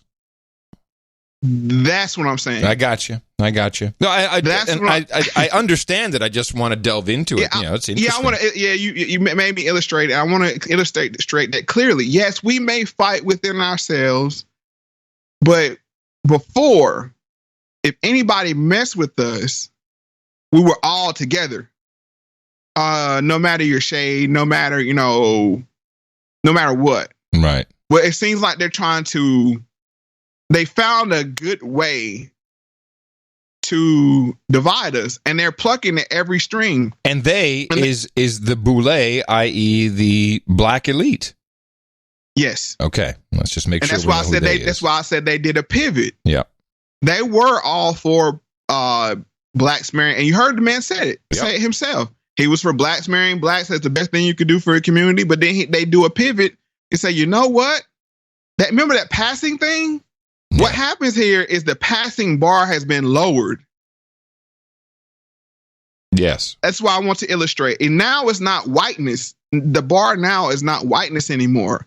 It's non-blackness. If we can skirt into non-blackness, then we pass. And from my perspective, Mo, I am literally the most hated type of person in the United States right now, which is an old, straight, white male. I, too, am being told, move over a little more, get a little browner, son. You've been nudged. Yeah, we're both being nudged. I'm being nudged, absolutely. We're both being nudged. Let's get into Professor Kevin Brown, too. With respect to black multiracials, the research on the racial identity of multiracials tends to show that black multiracials have a very different racial identity from African Americans. They generally tend to fall into one of three kinds. One, they either assert that they're multiracial. Second, that they'll assert that they're black. Or third is that they will assert that they're just simply beyond race. They're non-racial. They don't think about race. They don't consider race. Indeed, a few will even take the white ancestry or Asian ancestry. And also, within the United States, the black family has fragmented since the 1960s. We're at a point now where almost 70% of our children are raised in single-parent homes. So when you put together that black males are more likely to have interracial relationships with white females, and with the breakdown of the black home, it means many black multiracials are actually being raised by single white females. And they therefore are having a very different racial identity than the traditional African American. So all of this seems to suggest that we are really watching some fundamental shifts in the traditional struggle of the African American in the United States, and in some real way. We are watching substantial interracial marriages, and the trend of those continues to accelerate as the younger people get older and older. If I may, and if this is not an appropriate spot to do it, let me know. In this whole deconstruction, which you're laying out before us quite expertly, does, and if so, where does Michael Jackson fit into this topic? Michael Jackson. He was born a dark-skinned man, darker than a brown paper bag. Let's use the brown paper bag as the darker light divide. But the pressures of fitting in to that, it's kind of like, I think Michael Jackson suffered from something. But now, barring the skin, what would we call it? Vitiligo. Vitiligo. Barring that, I know black men with vitiligo, and yes, they peel off and it's white. I know white people with vitiligo, and it's the same thing. Barring that, you can't still ignore the facial changes. Oh, yeah. And I think that was a form of kind of like how what do they call it? Anorexia and bulimia. Yeah, when you look in the mirror, he had an idea of, and that idea was based off of white beauty. Yeah, and he was trying to get there. That's what I honestly believe about Michael Jackson. Yeah. It was the nose. I think is really what. I mean, I worked with him a couple times, right. And I can't speak on behalf of all white people, but I know we're like, man, you liked your nose. You had a nice nose. What are you trying to do here? You're ruining it. And now that you brought that up, and I don't want to harp on this too long, even the way we're accepting of his quote unquote children. Right. Bro. Yeah. Bro. Yeah, bro. Are we not so accepting of his children?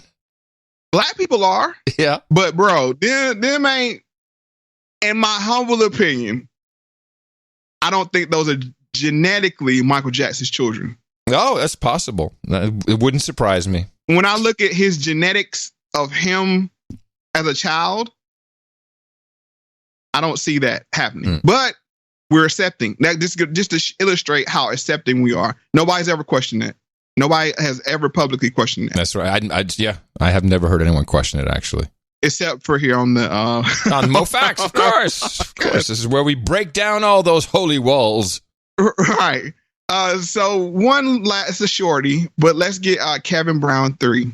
Well, the impact I think we're already seeing it. So there's less talk about race in the United States, and more talk about race neutrality, individualism, because of course, as your black multiracials grow up, they're less and less invested in it. Mm-hmm. Yeah, that's what you're talking about. That's how you lose it. Well, there's that thing cuts both ways. Either they go, well, I'm not black anymore, I'm multiracial, that kind of thing. Or they go hyper black. Now we're going to go back a couple shows to Mr. Sean King. This degree of even like light skin privilege and accessibility, like because I look how I look, that makes me more relatable to white people in white spaces. Mm-hmm. So what I have to do, if I have some level of relatability that I didn't choose, I was born with it, I have to use it. I have to squeeze it. I have to maximize it. And so that's what you see with like mega woke light skinned people, like I'll go hard, man. I said that. Well, then the flip of that is, I mean, I had Colin Kaepernick and I have talked about this at great length. Because we grew up in the families we grew up in, we also grew up in close, intimate proximity to white people and white problems. And so we saw it and we understand it in a way. And so we're trying our best to use it. So, as Mr. Kevin Brown says, one way you can go is to say, go away from blackness. But you have a lot of biracial people that turn into the blackness very heavily. As he said, the super mega woke, that's his word, super mega woke. Yeah, he did. Yeah. Here's my theory on that. I think they try to play that game of, well, I'm not really black, but they get into those spaces and then they're treated as they're black because the people that they're dealing with still operate off the one drop rule. Right. And what you get is this, you get your Colin Kaepernicks, you get your Angela Rye's, you know what I'm saying? You get your Sean Kings, where... Not necessarily all ADOS, by the way. Right, but I tried to go racially ambiguous, biracial, but it didn't work. And they get offended, and then that's why they say, we need safe spaces. We need... Bro, we've been lived this. Yes. Yep. I'm not. When I walk into this situation, that's why I said. And here's where the trans thing is a great analogy. I have no closet that I can live in. When you're trans and you're really good at it, you do have people don't really know. And they won't question you about it, but we have much more figure it out. You have more control over your appearance in that situation versus skin color. But when you're outed, or when you're outed as Mr. Kevin Brown says, you're raised by a white parent, you can pretty much pass. But then when you're outed, how does your peers accept you? Right. Do they look at you differently? Because you were saying you wanted to be accepted as not, and I don't think they want to be accepted as white. I think they want to get what they say past race. And we heard that conversation. We're in a post-racial society. Yes. Okay. Right. And that's what with 2008 they were pushing hard. But you notice by 2012, 2016, the other shoe dropped. Yeah. They're like, nah, how does that happen? I don't know. I can't speak to that perspective because I've never had that luxury of being racially ambiguous. But all right, so now we're here. Hold on, Mo. Listen to your words. You said you haven't had the luxury of being racially ambiguous. You consider that a luxury? I do. I look at a reason why I say that is in the same way as a trans person would be accepted as whatever gender they want it to be. Got it. Not as you're saying, not as either way. What I'm saying is not being recognized by my race first. Got it. Not that I don't want to be my race. I want to clear that up. Right. It's the fact that when you walk into a room, as this whole show you've seen, certain either way it falls, certain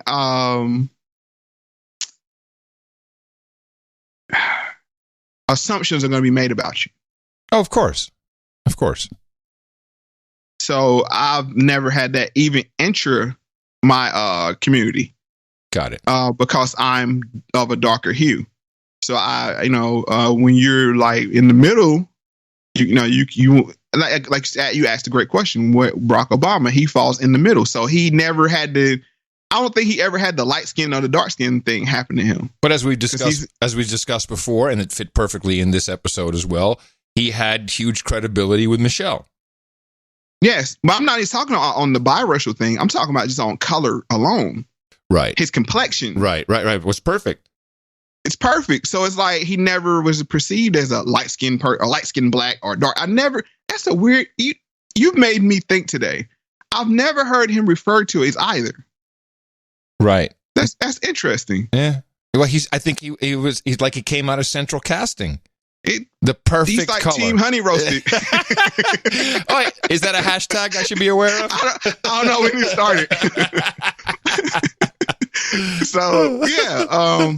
So people may ask, what is the origin of all this? And you've hinted at it as you do in your future, and we're going to get something to fix that because you got it right. You know exactly where I'm headed. Oh yeah. This is one of my favorites. I love this. It's a plan, I believe, to destroy races of people. And if you're talking about what's going on in Europe, I think it is. I think it's not only Europe. I think that's just one of the plans, one of the tentacles of the plan. But I think there's a thing called the Kalergi plan. Yes, sir. Very familiar. I have a clip on it before we play the clip, I would like to get your perspective on this.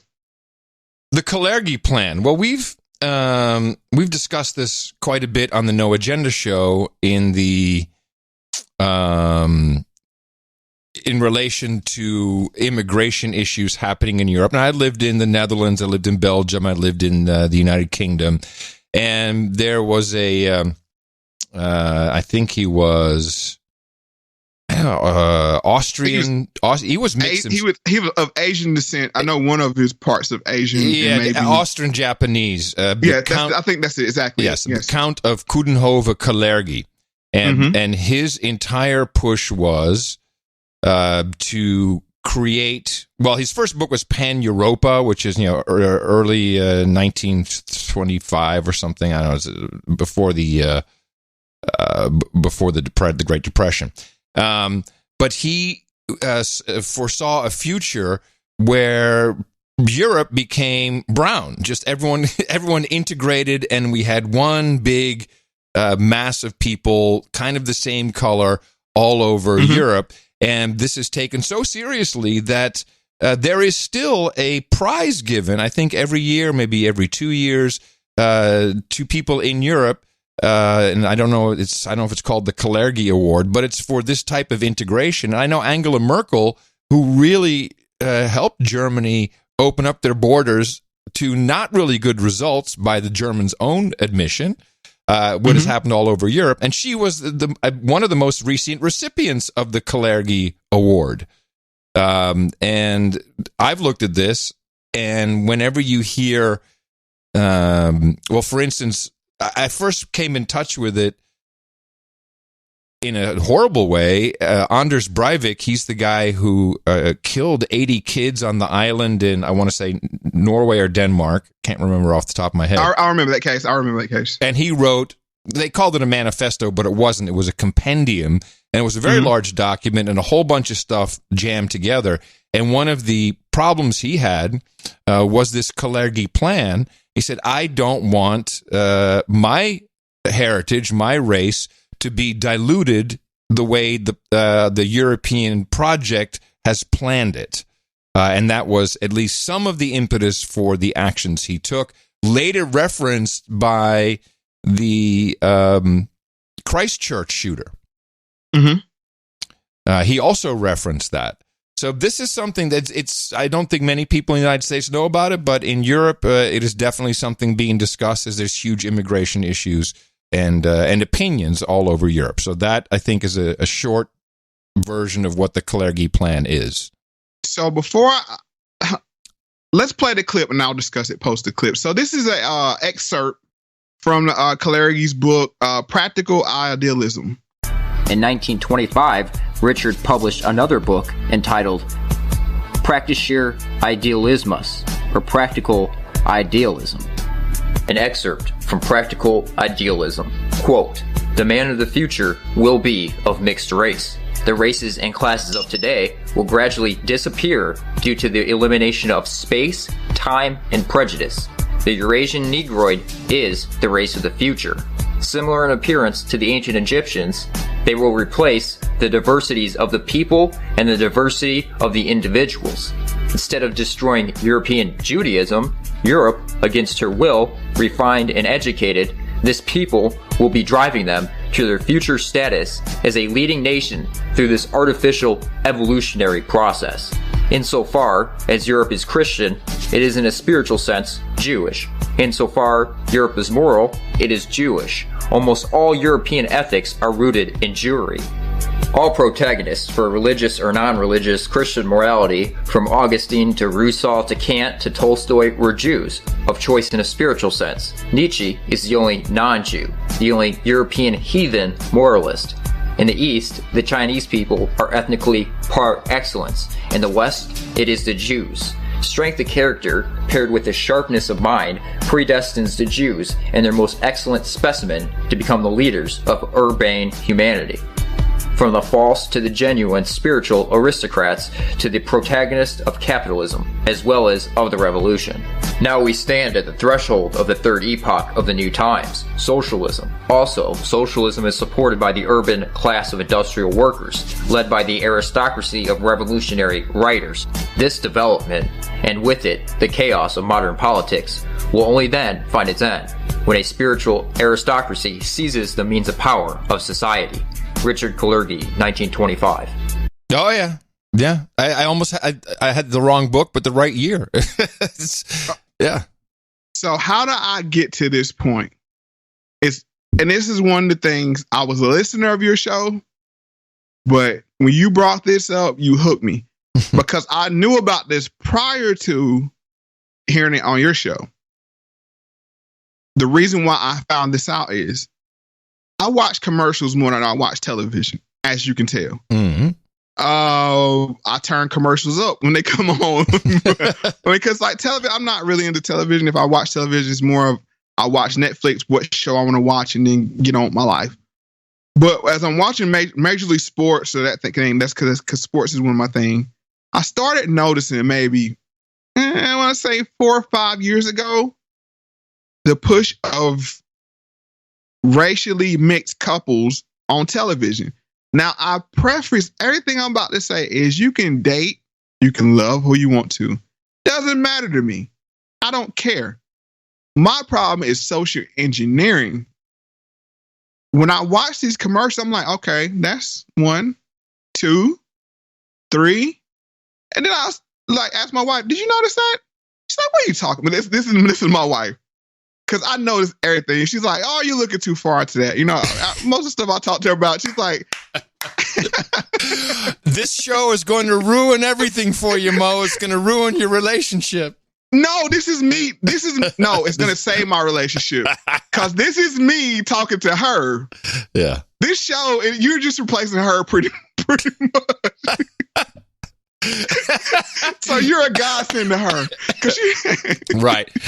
I'm like, did you see that? Did you see what? What are you talking about? You know what she said? You've been hanging out with that white boy too much. That's what's going on with you, Mo. No. I had these. This was pre No Agenda for me. Oh, okay. So I'm like watching the show. I'm like, another mixed couple. Yeah. I'm like, hold on, what is going on here? Because most of the time, it's when you're selling something, it's like, it was a couple. It's of same. I'm from that era. It's usually the same race. Mm-hmm. But everything became mixed race. And I'm like, what are they pushing here? I mean, my brain will go off. I mean, I'm one of the guys, just for matter of record, I'm one of the guys that listen to the side effects on pharmaceutical commercials. That's another thing I point out. Like, did you hear that? Sure. Listen how long that is. And what she came back to me was like, I stopped saying it. And then she started noticing. She's like, you're right. And if she says that, I had to be right. Hey, so what was your feeling?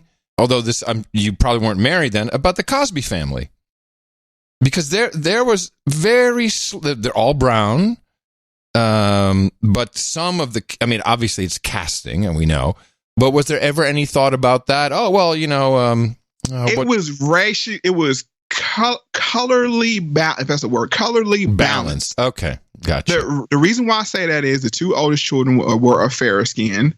And then you have Vanessa, which is the third daughter.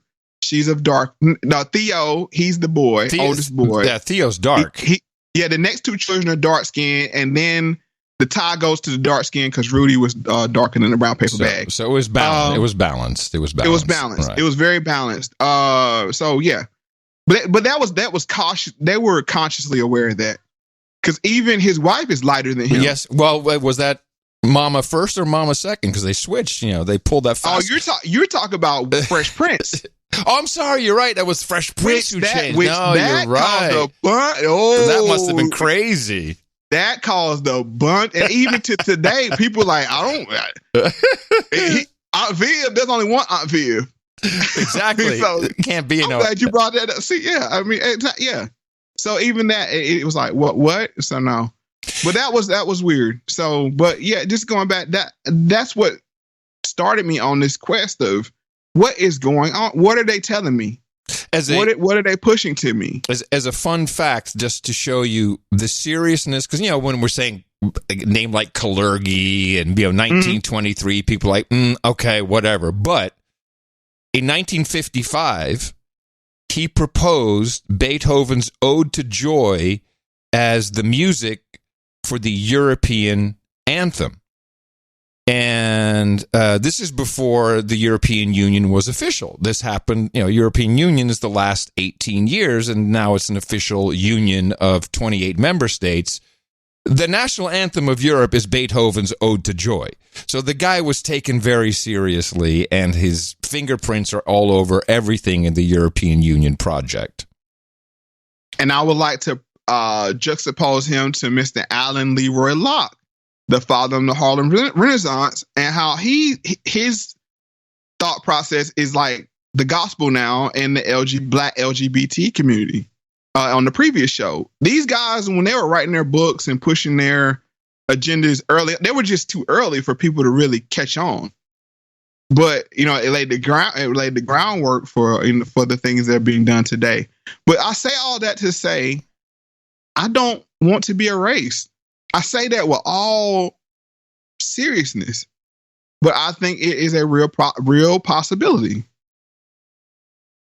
Well, it certainly seems like it's the push.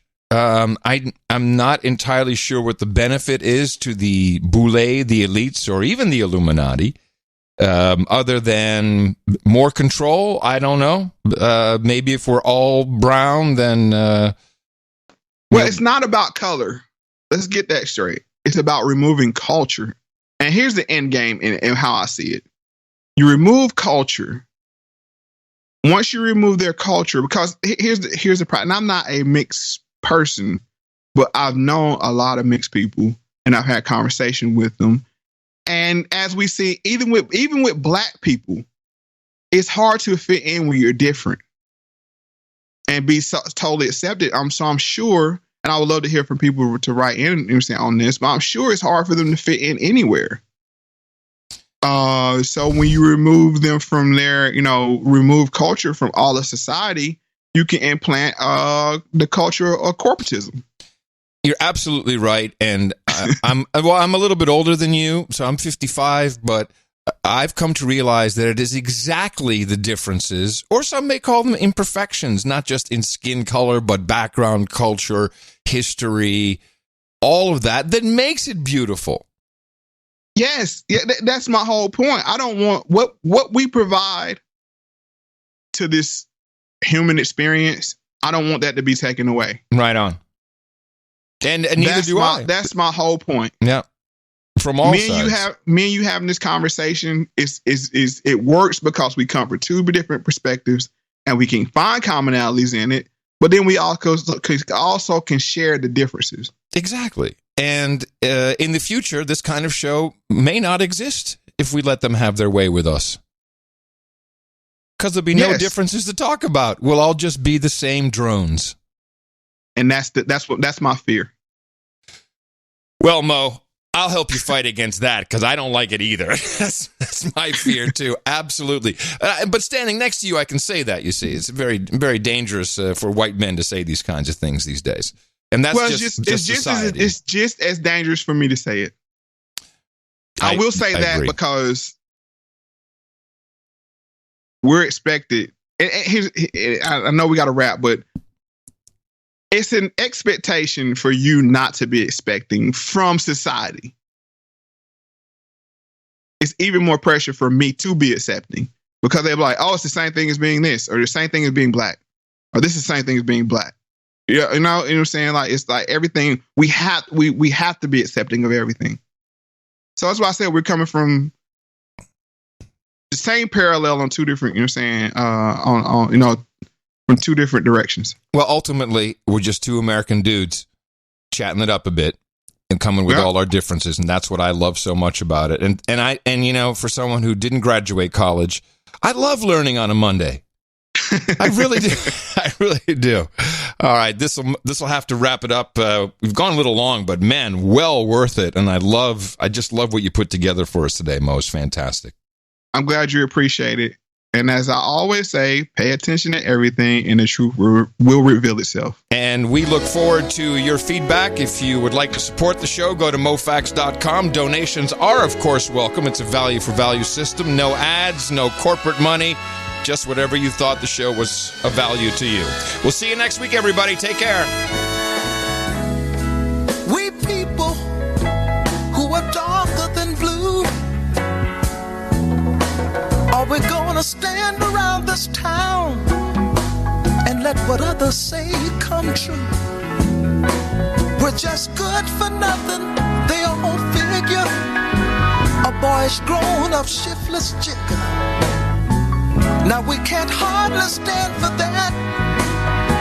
Or is that really where it's at?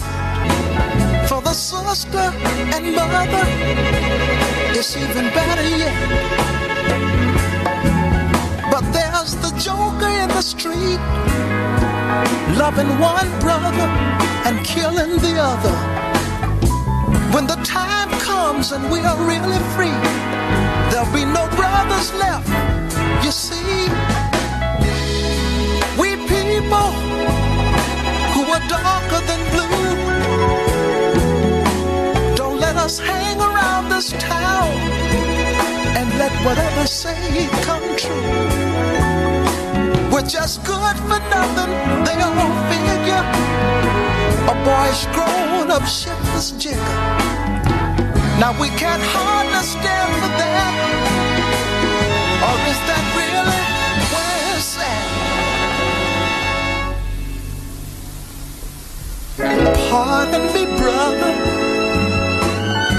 while you stand in your glory. I know you won't mind if I tell the whole story.